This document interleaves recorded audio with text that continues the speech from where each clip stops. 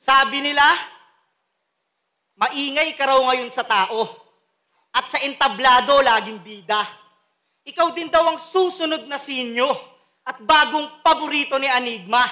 Pwes sulitin mo na iho ang binipisyo at kinikita kasi papatayin na ng bagsik ko yung malakas mong karisma. Tinalo mo daw si Badang? Yung ba iayabang mo sa akin? Pwes kung nakaligtas ka sa nangahawak ng kamay, ngayon hindi ka papalarin. Tropa mo lang kasi yung judges, kaya nanalo to kahit walang kwenta. Kay Ram, baka di mo pa alam, si Badang ang bagong meta.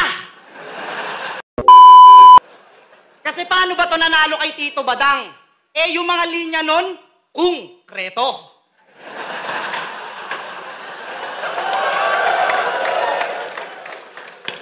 Yung hinampas niyang papel sa mukha mo, kumpleto. Hindi uubra to, kahit sa kongreso. Luto yung panalo mo, kitang-kita kahit sa kumento.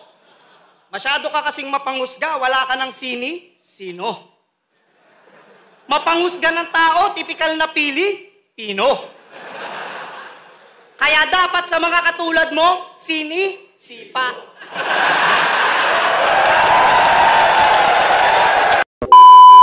Pero maiba, bakit sabi nila ikaw daw ang bagong sinyo? Alam mo ba na bilang MC yun ay malaking insulto? Kasi ibig sabihin nun ay wala kang sariling estilo at sa sikat ng iba ikay nagsisilbing anino. Ako, nag-iisa lang, lintik, walang kagaya. Ibang klaseng komedyante yung kulit ng babalandra. Yung Deo, binakla ko. Binaliw ko rin yung Manda. Kaya kahit sinyong malupit ang itapat nyo, di ako kaya.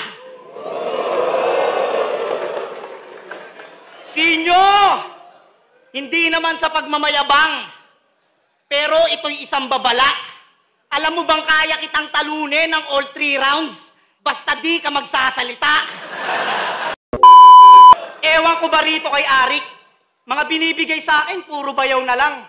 Binigyan nga ako ng uprising. Puta, si Tuwing naman. Oo, nung nakaraang ahon, yung kalaban ko may tililing. Main event kami na ang mga nanonood, puro bote ng Nature Spring.